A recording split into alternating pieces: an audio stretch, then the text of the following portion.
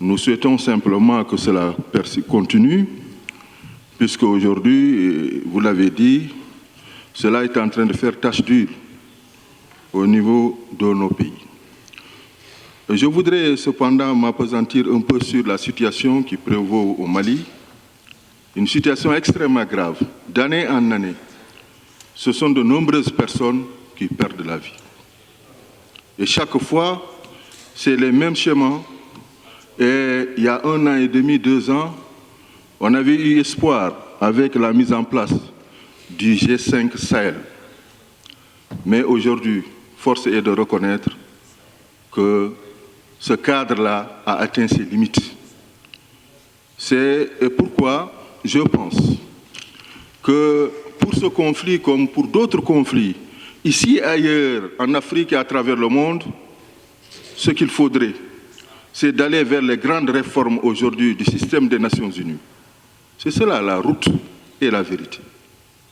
Puisque tant qu'on n'arrivera pas à réformer le système des Nations Unies, qui avait comme mission première effectivement de prendre en compte la question de la paix et de la sécurité à travers le monde, on n'aura rien réglé. Or, la question du Mali aujourd'hui doit être prise en compte dans ce cadre-là pour nous permettre effectivement d'arrêter ces nombreuses personnes qui n'ont rien fait et qui sont en train de mourir.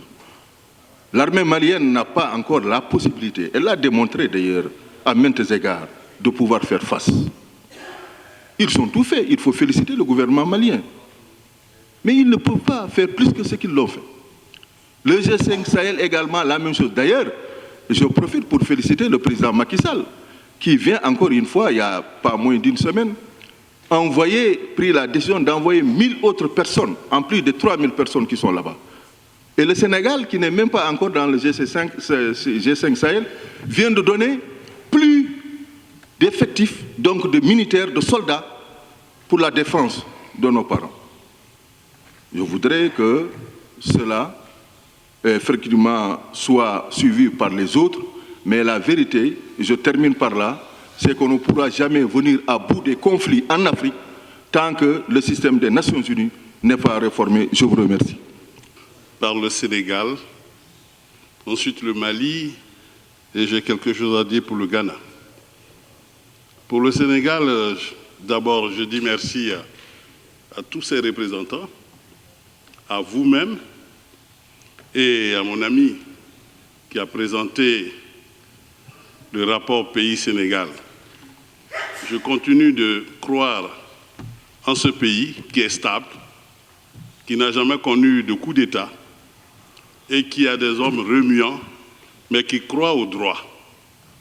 Je salue la libéralisation du maire, mais je salue aussi ce grand dialogue qui s'est opéré et dont les résultats sont patents entre l'ancien président, l'aîné Wade, et son petit frère, le président Macky Sall. C'est un climat qui est bon et pour lequel, le Sénégal étant respectueux des droits de l'homme, on a toujours envie d'entendre Macky Sall prôner sa voie de sagesse par rapport au conflit qui se déroule en Afrique. En ce qui concerne le Mali, c'est un cri de cœur où le Parlement doit être sérieusement engagé avec les prérogatives étendues que nous avons eues. Le fait qu'on peut être de bons intermédiaires, crier ce qu'il faut crier, il nous faut de plus en plus nous engager dans ce conflit qui dure. Nous avons vu dans le bon rapport du Mali comment, au niveau des EDD, la qualité sociale, la qualité de vie, les hommes maliens qui meurent tous les jours, mais continuent à dégrader, à vivre dans un système social vraiment dégradé. Monsieur le Président, il faut que notre motion nous donne cette autorisation de nous engager plus. En ce qui concerne le Ghana est un pays stable. Voilà un pays, comme ici au Nigeria, on a plusieurs chefs d'État qu'on appelle anciens chefs d'État, qui ne sont pas gênés et qui stabilisent leur pays. Une politique nette, une politique encourageante. C'est dans ce pays-là même qu'on devait installer la Cour de justice. Parce que quand tu es respectueux des lois, tu peux demander à celui qui ne le respecte pas de respecter cette loi. Tu as toute la légitimité naturelle et tu es à l'aise pour donner des conseils. En tout cas, le Ghana, comme le président l'avait dit, le Sénégal, mais aussi le Cap-Vert, sont des exemples en Afrique de l'Ouest. Et je tiens à leur dire merci. Merci, Monsieur le Président. Au Sénégal, c'est concernant les élections locales. Il est prévu un report de ces élections au niveau du Sénégal. Et vu la manière dont les textes qui existaient devaient avoir un certain changement au niveau des textes en vigueur. Je voudrais savoir exactement les textes qui existent aujourd'hui au Sénégal concernant ces élections. À quel niveau se trouve le problème dans la désignation des maires et pour qu'on puisse arriver à un report des élections? Ça, c'est la première question pour le Sénégal. La deuxième question, c'est concernant la situation des réfugiés et des apatrides. On nous a parlé ici de ces enfants talibés qui, aujourd'hui, nous connaissons très bien, qui vivent dans des centres. Et ce sont des centres, j'espère, qui sont répertoriés au Sénégal. On a vu, par exemple, le cas, notre dernier passage au Libéria, Monsieur le Président en est témoin, on a vu assister à un drame au Libéria où le même cas s'est posé. Des enfants, la majeure partie étaient des Guinéens qui ont subi, qui étaient dans un centre et vraiment, avec un coup de circuit, on ne sait comment, plus de 30 enfants ont été calcinés. Donc, je crois que c'est un problème auquel les autorités doivent faire attention et que tous les centres qui renferment ces enfants-là doivent être répertoriés et maintenant voir quelle est la situation à imposer aux détenteurs de ces centres-là. Troisièmement, je m'adresse maintenant au Mali. C'est concernant, on nous a parlé d'une loi sur les déchets non biodégradables, tels que les sachets en plastique. Si c'est une loi qui existe déjà, vraiment, c'est salutaire, parce que nous avons le même problème dans toute la sous-région, le problème des déchets non biodégradables. Je voudrais savoir où se situe le problème pour qu'on ne puisse pas aujourd'hui appliquer cette loi. Y a-t-il des sanctions prévues à ce niveau pour ceux-là qui ne respectent pas la loi? Ça, c'est pour le Mali. Et ma dernière question, c'est concernant le Ghana. Je salue bien cette collaboration des écoles d'enseignement technique et certainement les sociétés ou bien la fonction publique. Ces stagiaires qui reçoivent des formations, je voudrais bien savoir, est-ce que c'est en collaboration ou bien déjà ces stages ont été déjà négociés entre les sociétés, quand je prends par exemple chez nous en Guinée, c'est une collaboration entre les sociétés minières par exemple avec les écoles professionnelles. Y a-t-il ce contrat-là entre ces deux parties?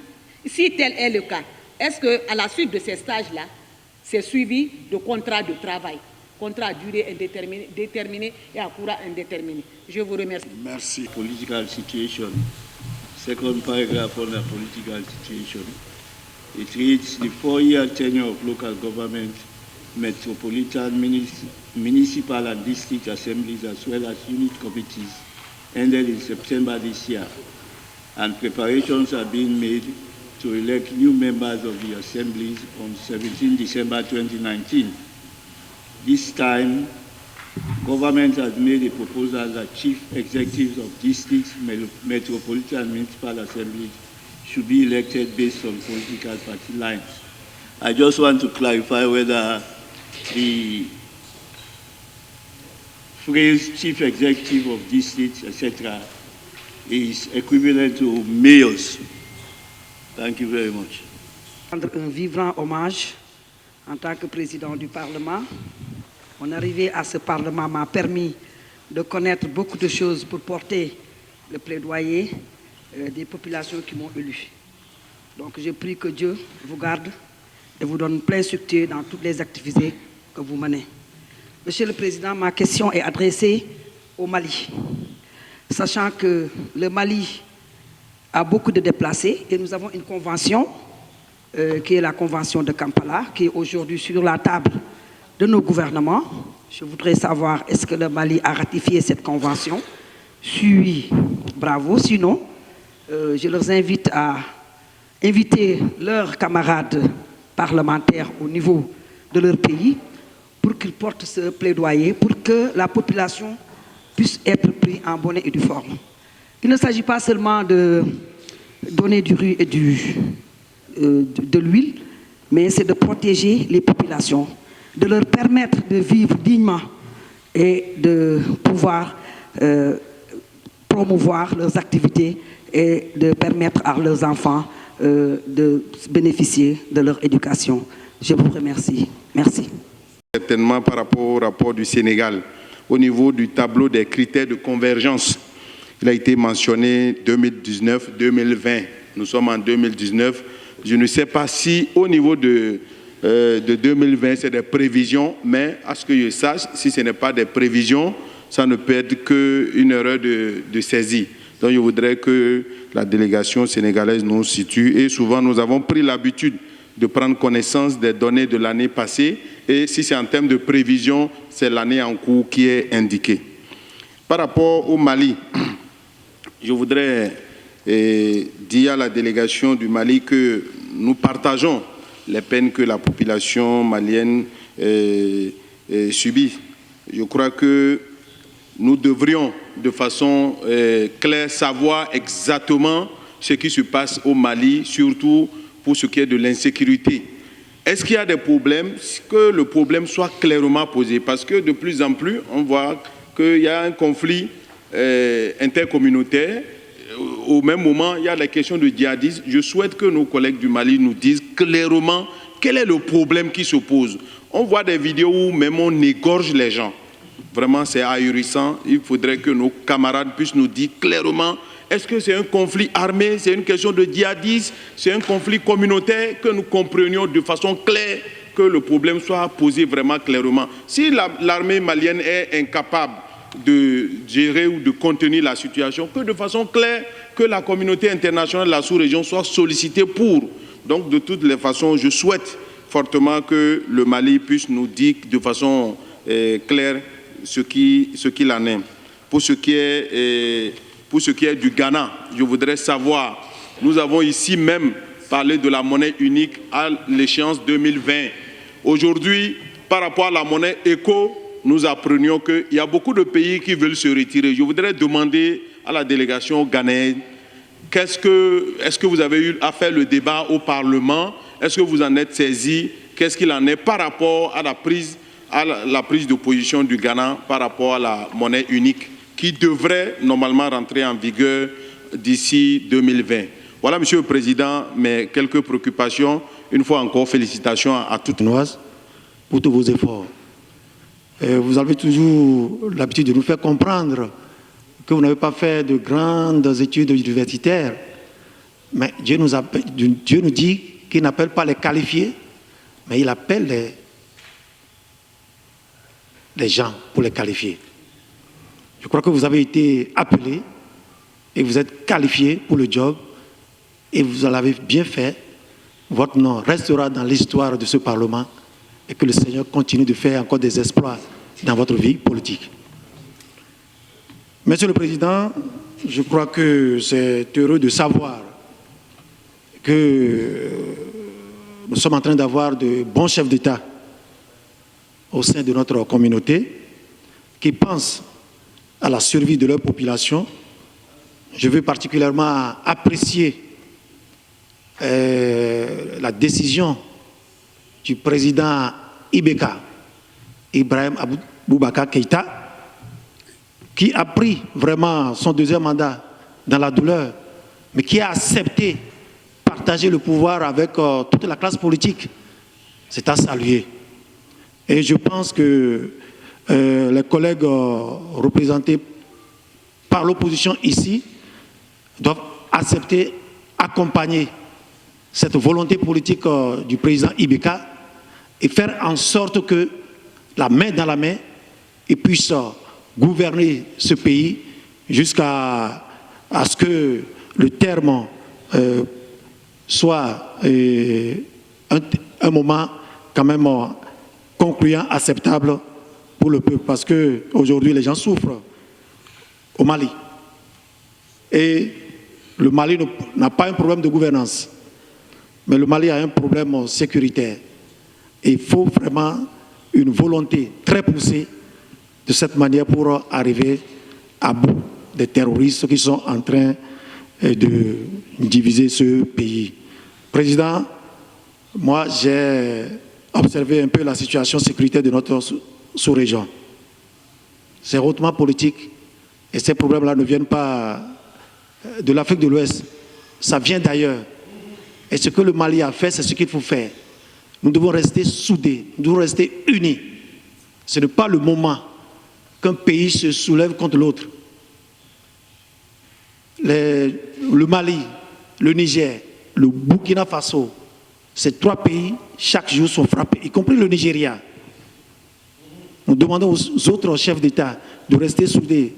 Il y a récemment une réunion qui avait été présidée par le président Macky Sall à Dakar sur la sécurité régionale. Je souhaiterais que les États cotisent, même oublier les soutiens internationaux, parce que nous n'avons jamais connu l'ONU qui est arrivé quand même à bout. My is going to be directed on the problems of refugees in Mali. The Speaker had the opportunity to go on a trip to Mali with yourself and others. And what I read today, or what the report that was given to us today, makes me feel even much more sad. Because the situation is not improving, it's getting worse. And I think that something ought to be done. I don't know exactly what role this august organization can play, but really need to bring the attention of the world to the situation in Mali. Mr. Speaker, you have a situation where Mali has about 138,000 refugees from the report we got. Of this, we have refugees that are coming from Burkina Faso, Mauritania, and the Niger Republic. That's even outside Mali itself. We have the problem of displaced citizens in Mali itself, which has gone to about 187,000. That is within Mali itself. Mr. Speaker, apart from all this, we have other 102,000